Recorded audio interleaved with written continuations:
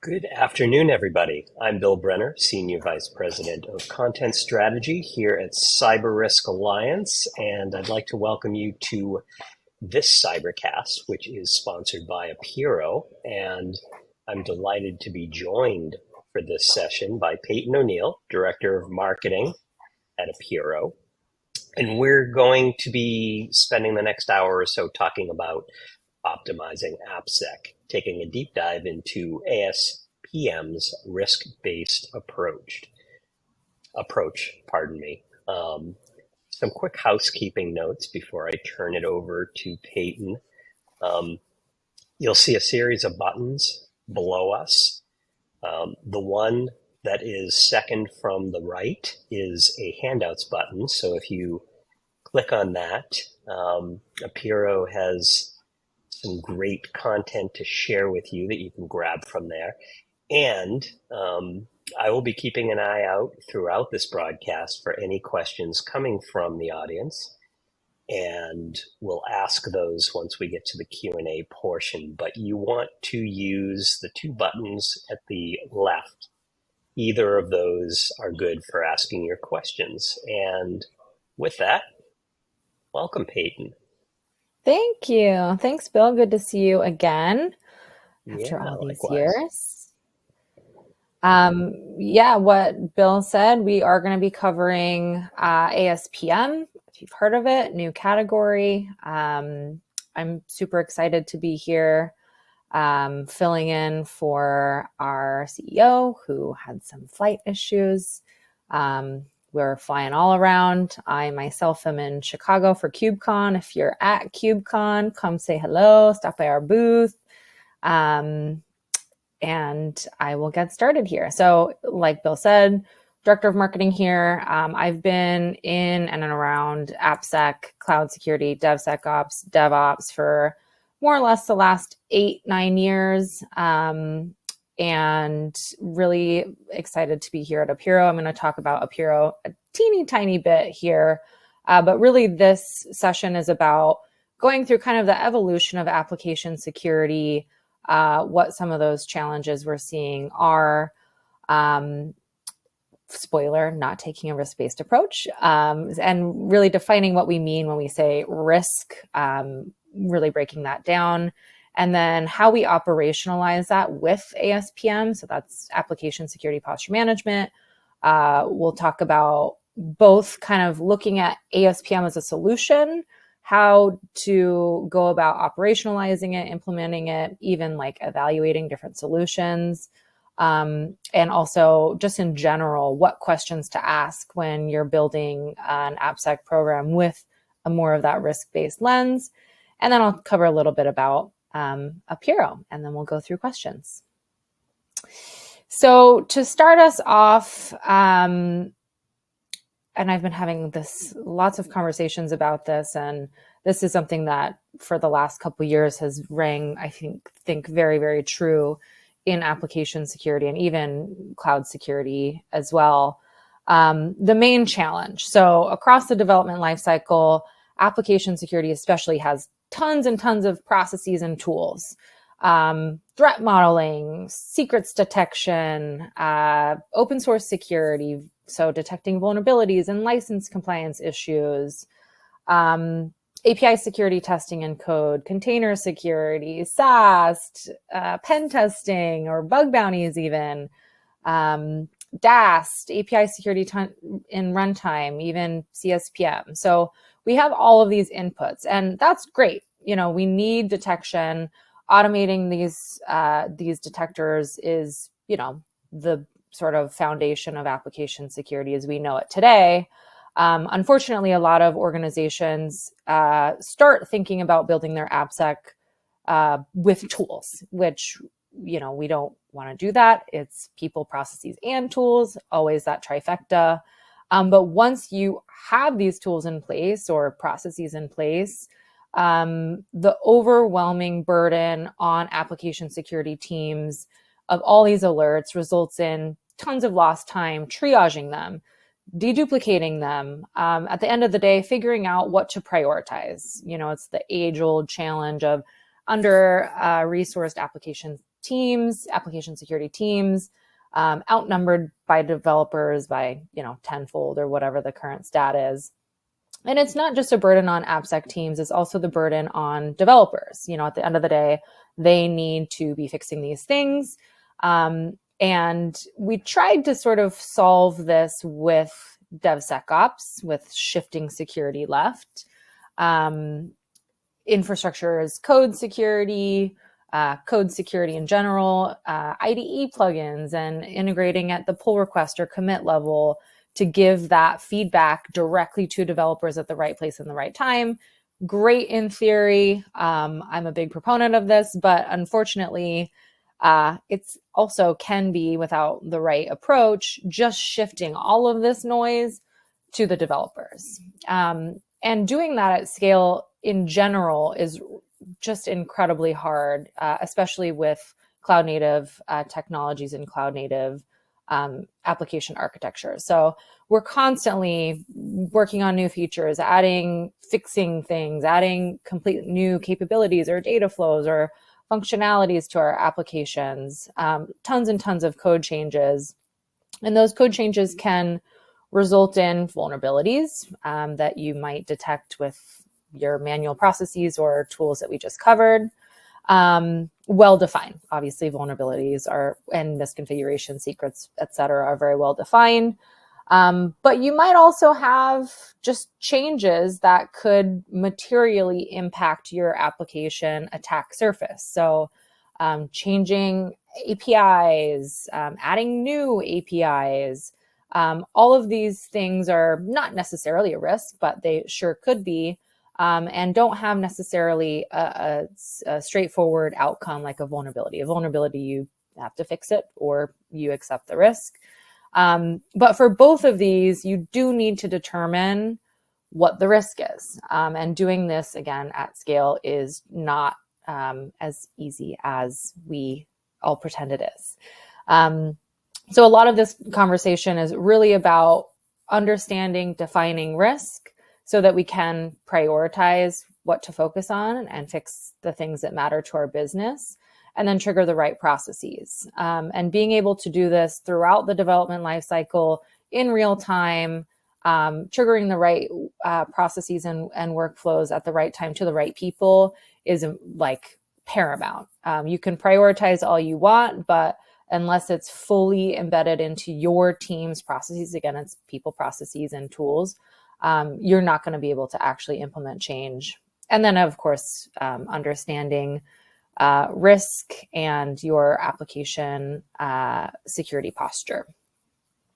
So really, when we look at all of the tools and processes and doing that at scale, we're really talking about, of course, I went backwards. Sorry about that. We're talking about noise and volume, the sheer volume of alerts that's nearly impossible to handle. What we haven't really talked about yet is the complexity, especially of cloud native applications, and how interconnected these risks are. We like to say that attackers don't think in lists of vulnerabilities, of course. They think in graph, and risk is very multi-dimensional. And when you have these siloed tools, you have your SAST over here, finding SQL injections, you have your SCA that found an RCE, you have maybe you even have a next-gen software supply chain security tool that's looking at your developer behavior, finding anomalous or malicious activity. That's great. You have also your supply chain tool looking for pipeline misconfigurations or dependencies in those vulnerabilities in those pipeline dependencies. But all of this is connected. You have these are part of data models and code modules that are, maybe they have PII or sensitive data. They're high potentially revenue generating applications. And they're obviously code stored in repositories that are built by these misconfigured pipelines that eventually end up in your running Kubernetes cluster that maybe is exposed to the internet. So this attack path is not really possible to illuminate with siloed tools. So risk is not just about defining, the severity of something. It's connected. And it's really, this is a very common framework. It's really looking at the likelihood and impact of a particular alert or finding manifesting into a real risk for your business. You're probably very familiar with this, but I'll quickly go through it. So likelihood, when we're talking about vulnerabilities, are used in code. They're if it's a open source package, that it's actually being imported. Also, it's not in test code or like documentation code. It's actually in applicative code. Obviously, if it's deployed, much more likely to be a real risk. If it's internet facing, obviously also much more likely to be a risk. And then there's risk specific factors. So when we're talking about vulnerabilities, is there a known exploit? When we're talking about secrets, is it a valid secret? So all of these factors you really do need to understand to make sure that you don't have false positives, and also just to understand, out of potentially thousands or tens of thousands of risk, what actually you need to be aware of and focusing on. And then the other part is impact. So the first item here, toxic combinations, are sort of like the manifestation of the previous slide, the combination of potentially disparate or even like not even important risks, then that when used together, connected, do pose a critical risk to your organization. Also looking at shared code modules. If you have, so it's not just like risk or impact on your business, but also remediation impact. If you fix one vulnerability that's used, or a secret, exposed secret, if you revoke that secret across multiple instances, it's, I like to say, feeding two birds with one seed. And then of course the impact on your business. So is the application in question touching or holding sensitive data? Is it high revenue producing? Is there a high volume of traffic or even users working on it? All of these things together help us really define risk. And once you're able to define risk more objectively, then you're able to operationalize it. Unfortunately, for AppSec teams, a lot of determining this is done manually. You have to talk to developers, have security questionnaires, threat modeling, all of these manual processes that, again, at scale is hard to do. So the challenge is twofold. One, we have lots of noise, siloed tools that are just hard to manage and really hard to sift through that noise to focus on what matters. And the processes that AppSec teams have used for decades now are generally pretty manual, ad hoc, not proactive, but more reactive and out of sync with development lifecycle. So at the end of the day, the teams face slower development velocity, wasted time, business critical risks exposed, etc. So ASPM, Application Security Posture Management, aims to solve this. One, it's all about prioritizing based on risk. Two, it's about using that definition of risk to then trigger processes at the right place at the right time, and trying to do that throughout the application development lifecycle and earlier in that process to do those processes more focused, more proactive, more actually in sync with the development lifecycle to, at the end of the day, it's in the name, improve your application security posture. So ASPM is sort of, we think of it as kind of like the next step in the evolution of application security, but it's not so much about the solution. It's also about the approach. It's about taking not a tools first approach to application security, but really taking a deep visibility first. So understanding what you have in your application, then understanding how secure you are, and trying to figure out, this is a very long process, but what to focus on, how to focus not only your remediation efforts, but even just your investment in general. And then, of course, fixing, and the sort of pinnacle of success here is actually being able to move to a proactive or a preventative approach. So as you're building out a risk-based AppSec program, here are just some very high-level questions you should ask yourself. Starting with visibility, what do you have? Unfortunately, my previous role and company was more in the infrastructure security, DevSecOps space, and platform engineering teams and DevOps and cloud architects are much more aligned. Unfortunately, AppSec is still kind of siloed. I do see that changing over time, and application security teams being more closely aligned with platform engineering and DevOps, and developers, frankly. But you still have these silos, and our customers, we hear it every day. They have no idea how many pipelines they have, what's running in their pipelines, how many APIs they have. So really starting with, you can't secure what you can't see.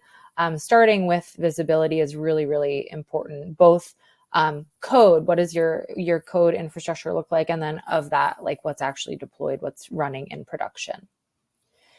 Of course, part of detection, you do need to know where you have issues. You can't start to solve those issues until you have them. And also as part of application security posture management, I have thoughts about the acronym, but as part of your posture, you do need to understand not just where there are individual risks, but what part of your application attack surface is covered by your pen testing, by your tools. And that goes for both code proactive and in runtime.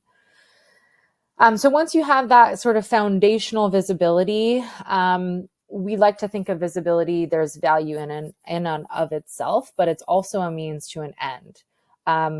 With that context and with that visibility, you can start to understand what are the riskiest vulnerabilities.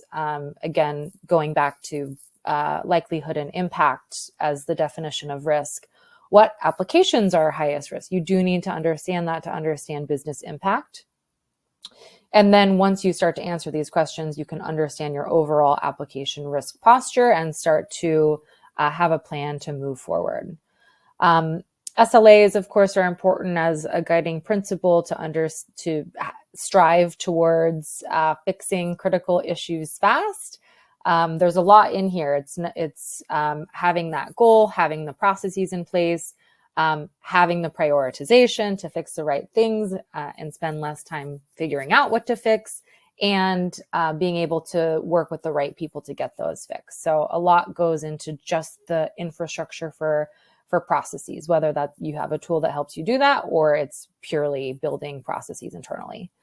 And then looking at other processes, threat models, pen tests, understanding how you're scoping them, what the impetus for those are. Of course, there's always going to be some compliance requirements in there, but also how can you be smarter about doing those?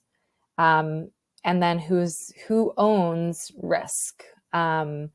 We'll get to it a little bit, but this is it seems like a very simple thing, but being able to attribute and correlate risks to the people that have the biggest impact on them, whether it's business units or individual people, is really, really impactful, both preventatively and reactively. So jumping back into ASPM, assuming you've kind of walked through how to flip your AppSec program from maybe being more alert-based to more risk-based, ASPM is here. So lucky for you. It's a new category, kind of being better defined all the time, but really just this year starting to align on some core components. And before I get into the individual components, I just like at a high level, what we're seeing kind of firm up over the last couple months is sort of two camps. You have aggregators. So part of ASPM did emerge from ASOC, orchestration and correlation. So that's really just integrating your existing tools, correlating them, deduplicating them, giving you a single pane of glass. Great. The other camp is really displacing those tools. So you already have a SAST, SCA, use ours, it's connected, it's all built in one, again, single pane of glass. So we'll walk through this, and kind of at the end, I'll share kind of where Apiro fits in that spectrum. And there are pros and cons to different approaches, and I'm happy to answer questions at the end related to those.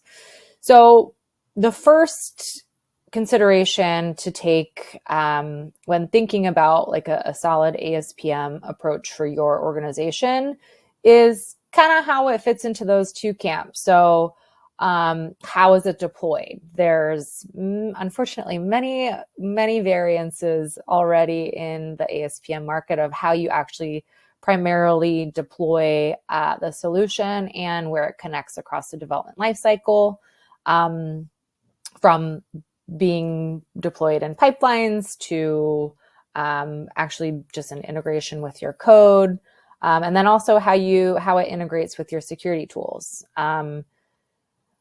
This is evolving as well.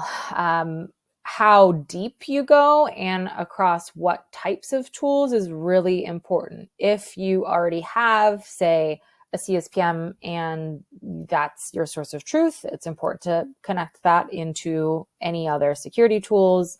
If you're relying on a SAST or a DAST or an SCA already, you definitely want to make sure that whatever ASPM you're using can deeply integrate. It's not necessarily good enough to just have the findings pulled in. Every tool, every kind of risk category has different metadata and different considerations, different variables that the tool needs to deeply understand and parse and expose, and ideally enrich, which leads me into code inventory.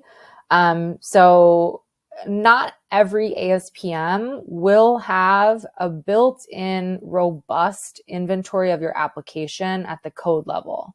At Apiro, this is our bedrock, this is our foundation, and what we kind of prioritized in the very beginnings of Apiro's life. And it's where we get the context. It's really, really important to understand everything you could imagine as a component in your applications, your APIs, your dependencies, even your pipelines, to then A, give you that visibility, going back to the previous slide, and B, give you the context needed for everything else. And then in the next sort of category of considerations, correlation and prioritization. This is sort of like table stakes for was ASOC and now ASPM, being able to bring in multiple streams of different types of findings across the development lifecycle, from runtime back to code to runtime, and being able to deduplicate and correlate those, and then of course prioritize based on risk. Remediation, there's a lot in here, and it's fun being at like more of a DevOps event. We're maybe like working towards a world where auto remediation is more feasible. There's always today a human element, but having the right automated workflows to at least initiate an alert or a JIRA ticket, or going into prevention, pull request comment, or blocking a pull or merge request, or breaking a build, having native capabilities to do that both with like human triggered actions within a platform or through automated workflows is important. And overall, being able to have an accurate profile of your application's risk is important. So having sort of a scale or a measurement for each of your applications to score them to be able to have a benchmark, to be able to track that trend over time is important, more so for, the higher ups, the CISOs, the board, pulling in the SLAs and being able to understand, okay, what is my mean time to remediation? Is that getting better? Are we hitting our SLAs? Is it getting worse? What's the volume of risky changes over time? Are vulnerabilities, generally open vulnerabilities, trending up or trending down? Having that sort of high level overview is really, really important. And one of the main value props of ASPM, as is governance and compliance. So governance, being able to define policies internally. At Apiro, this is really, really sort of like, for us, the distinguishing factor from, maybe first generation DevSecOps or AppSec tools. It's actually flipping that model. So rather than taking kind of like a out of the box policy list, you can maybe mute or skip or soft fail versus hard fail. It's really about defining what risk means and then embedding the policies based on specific risks. So having an engine to do that. And then, of course, mapping to different frameworks and compliance frameworks is really important, whether it's CIS or it's GDPR. Being able to map failings, policies to compliance is for many organizations very important. And then the last two are maybe kind of bonuses. Many ASPMs have, to some degree, native solutions for application security testing. So SAST, SCA, maybe DAST, secret security, API security testing, and supply chain. I think for us, there's kind of a blurry line between having a native solution, so having like a bespoke scanner, or even potentially a natively managed solution. Maybe you're managing an open source solution with managed infrastructure. And then also a dotted line to code inventory. So if you look at what makes cloud native applications run, there are very, very, very important components to that. Dependencies, APIs, pipelines being three of those that we believe as an ASPM you need to understand very, very deeply in order to provide accurate context. And on that, kind of a little bit more on our approach. So Apiro, as I mentioned earlier, really has its foundation in a very deep application and risk inventory. So we integrate across the development lifecycle, from ticketing systems to running Kubernetes clusters and API gateways, to give you a full lifecycle visibility, and also to bring in security tools. So from Sneak and check marks to our own native detectors as well, bringing all of that into a single pane of glass, and to give you the context we need to prioritize and assess risk. We have a proprietary risk engine called our risk graph. If you're interested in kind of like seeing really how that works, would love to give you a demo. We have a really cool query interface that you can actually expose all of those connections. And this is really how, like, the heart of how we prioritize and bring context based on the application and risk inventory to alerts, to then be able to prioritize what to fix, what to address, and maybe what's accepted risk. And then, of course, you got to take action. So our risk control plane is kind of two parts. One, it's integrations with your ecosystem, your developer guardrails. We integrate with source control managers to comment on pull requests, block them, block builds, give that feedback to developers. But again, it's this newer, more holistic, more risk-based approach to DevSecOps, where we're not just saying critical CVE, stop. We're saying there's a high CVE vulnerability in a high business impact application that's touching PII, and maybe the branch doesn't have good protection rules. So yes, we are going to block this. We are going to flag this to our team as well. It's really taking that risk-based approach. And of course, always alerts, doing response in Jira and Slack, and whatever you're using is obviously not going away anytime soon.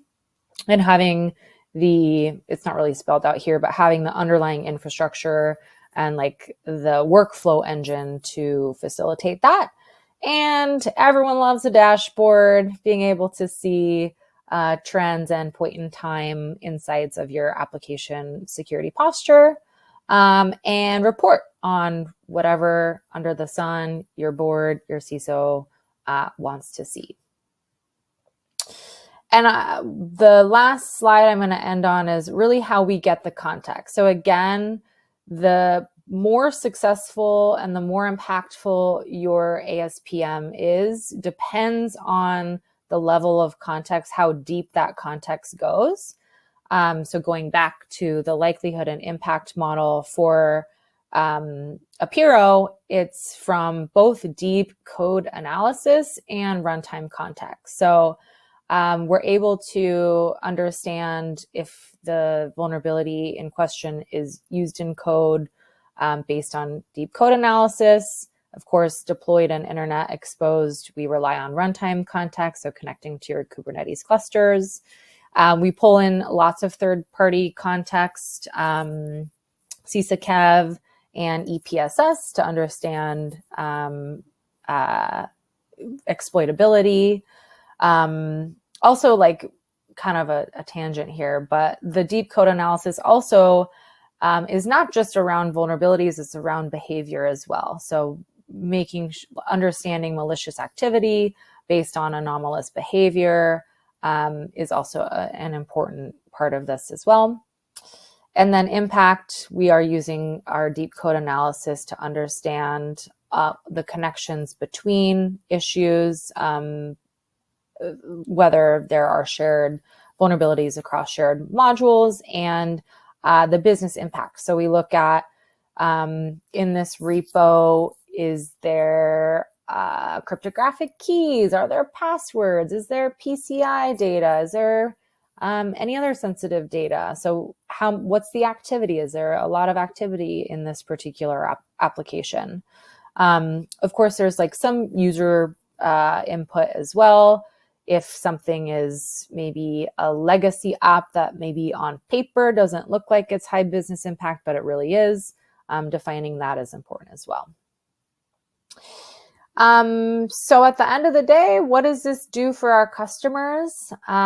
It's first helping eliminate the backlog, the alert backlog, trying to pare that down into what really matters. So going from hundreds, thousands, tens of thousands of alerts to hundreds, dozens, a couple things that you need to fix right now, and then looking at over time how to operationalize a risk-based approach. And it's not just for application security teams. We help a company called Gsoft reduce time that their developers spend. So it's not, yes, application security teams are under-resourced and outnumbered by developers, but developers have huge impact on security and also have limited resources. So being able to save them time fixing things and understanding where to spend their time is important. And at the end of the day, fixing things faster. Many of our customers, this is their North Star, getting that, hitting SLAs and getting that mean time to remediation as close to those SLAs as absolute possible. And then being able, of course, to report that to the board and executives. So in a nutshell, that's the value: saving time, helping both developers and AppSec teams be more efficient, both in how they spend their time, where they're spending their resources, and fixing critical risks faster.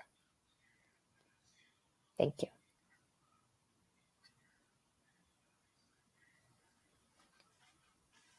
Okay. You're back. I'm back. Let me actually fix my view here. One of the oddities of this platform. It's an odd, you're, there's a lot of oddities here. Yes, yes. But one thing that's not odd is the audience being engaged and having questions. So let's dive in. Good. So first I'll ask, can you connect workloads in production back to repos? Yeah, so that's a lot of the sort of like code to runtime context, being able to see, okay, there's a vulnerability in this open source package. We know it's deployed. We know it's internet facing, and pulling that context together. So yes, being able to, we connect to your Kubernetes clusters, running workloads, and tie that context. So to be clear, we're not detecting vulnerabilities in runtime. We're purely connecting to pull that context in to enrich a code level alert.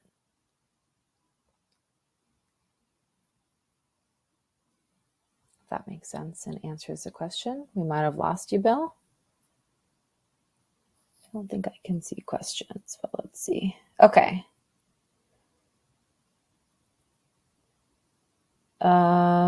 Is there built-in mapping to NIST 853? Not exactly. We have some coverage for some of our built-in policies, and then you can add your own insights, but it's not 100%. Sorry for my brief disappearance. No worries. I'm not sure what that was, but anyway. So is there built-in mapping to NIST 853? Yeah, I just got that. I answered that. We're good. Okay. In my defense, I lost contact briefly. No worries, you're fine. Did we get to the question about whether you can pull in data directly from API calls to other vendor tools? Okay. Yeah, so Apiro integrates with source control managers, repositories, and security tools with API-based connectors, read-only, and that's part of the value of ASPM, is being able to pull in those security tools and create context directly with code analysis. To get that sort of like single pane of glass. Do you have XWalk to OWASP or to DoD STIGs, as I call it? This is a good question. We're working on a couple of initiatives that I'm not going to talk about yet, but whoever this is, if you want to reach out, we can talk about that one-on-one and not spoil any upcoming launches. And we will have all available contact information so that that can happen. Cool.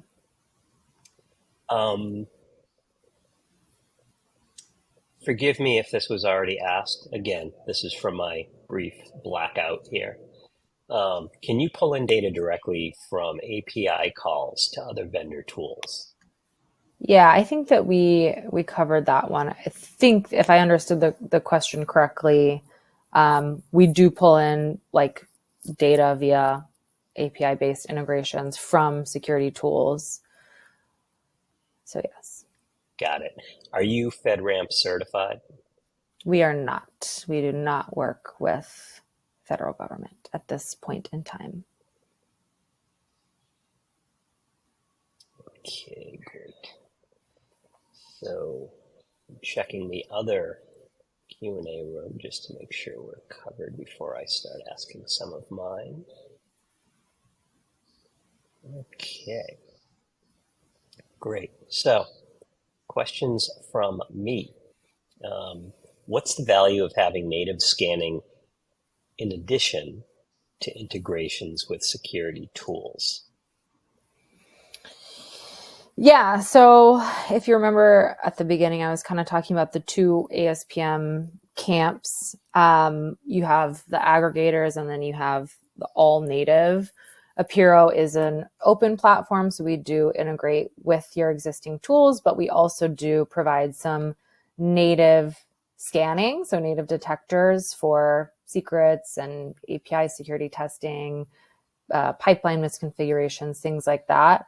There is value in detection, but there's also additional value in just being able to understand those components, both to like enrich context for alerts and also to potentially connect with your other scanning initiatives. Like for example, because we have like a code level API security, API inventory and API security testing.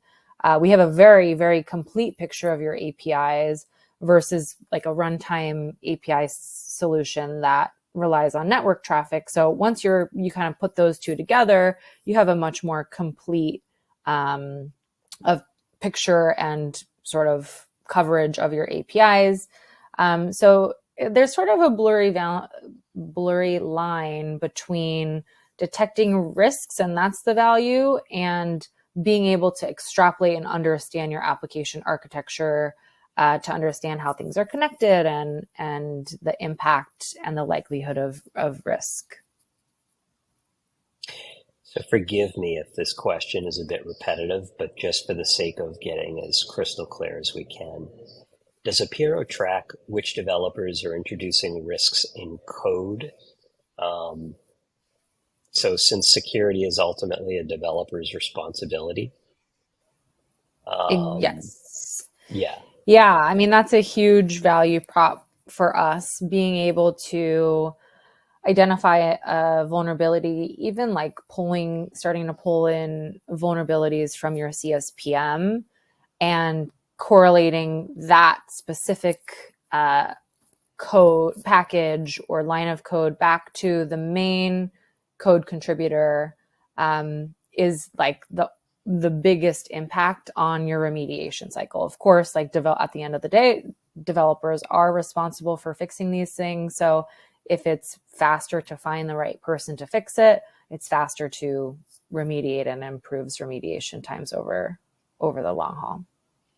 And just for a little further clarity, that question I was asking from the perspective of somebody, of an organization where security is ultimately the developer's responsibility and they need to identify team members who need additional training. So yeah, and we have some interesting initiatives there too that if anyone's interested, would love to chat more about, but being able to tie in and automate even not just like a pen test or like another scan, but automate training and looking at behavior over time to say, hey, Jeff introduced like 5 sort of similar types of vulnerabilities. We think that Jeff might benefit from this particular training module from Secure Code Warrior or whoever that we might partner with. Can your tool identify which team owns a source code repo? Yeah, so we look at both like the code line level, like main contributor or owner, and then we also look at everyone that's contributed or active in that repository.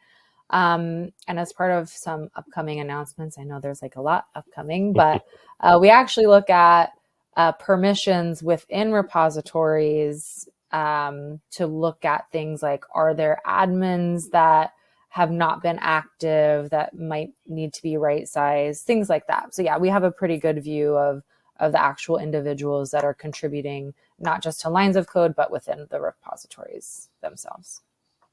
Got it. Thank you.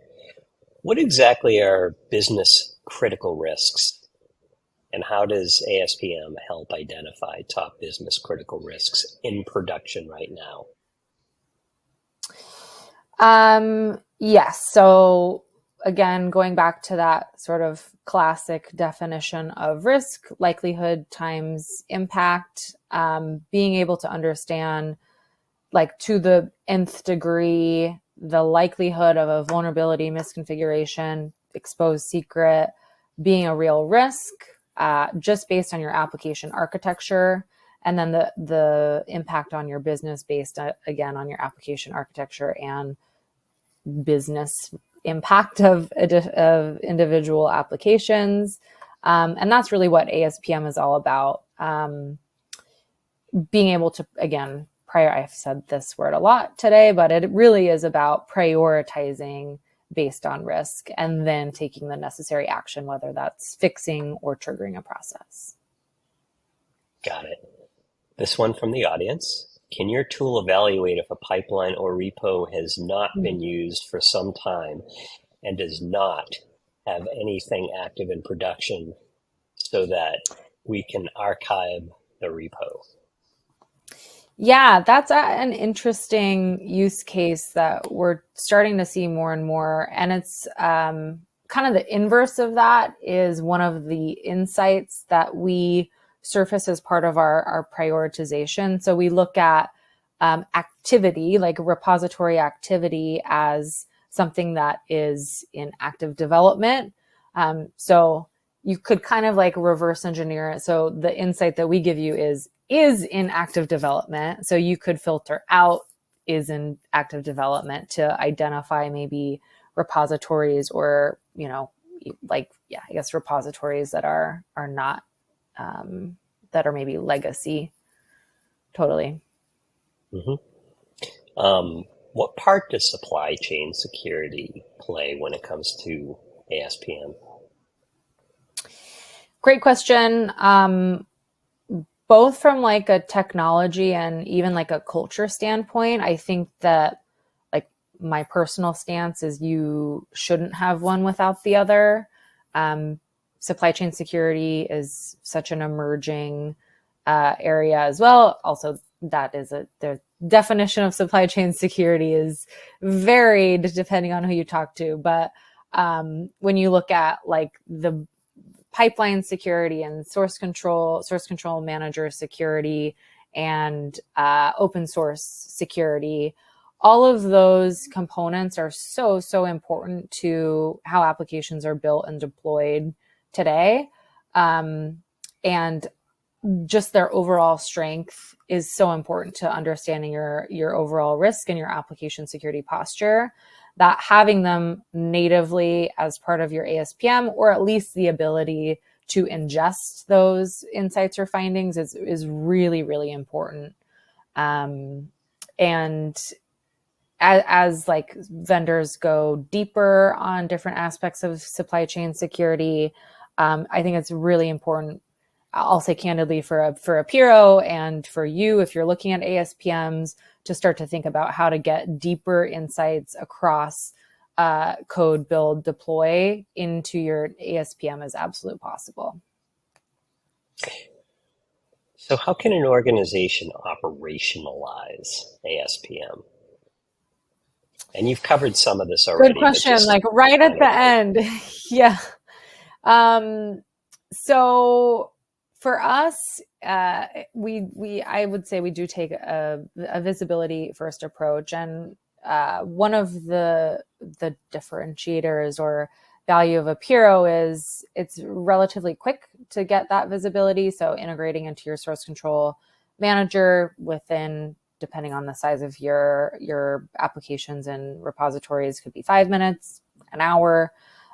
Getting that visibility, getting the lay of the land, really digging into what actual risks exist, how are they connected, what for your unique organization matters, and using, for us, like using our policies and using our workflows to define that, both like from a process and a people standpoint, and then implementing the guardrails to start enforcing those policies. It's kind of an age-old question. Do you start by remediating what already exists, or do you focus your efforts on preventing new things from being committed and released?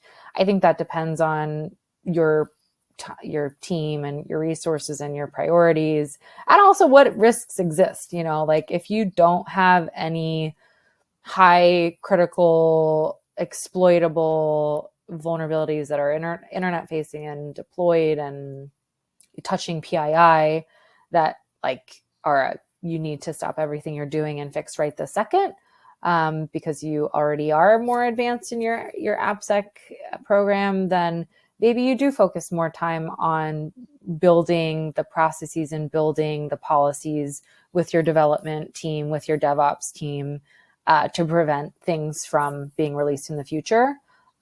Or maybe you focus on burning down that backlog, going through, accepting risks, and prioritizing future work for remediations going forward.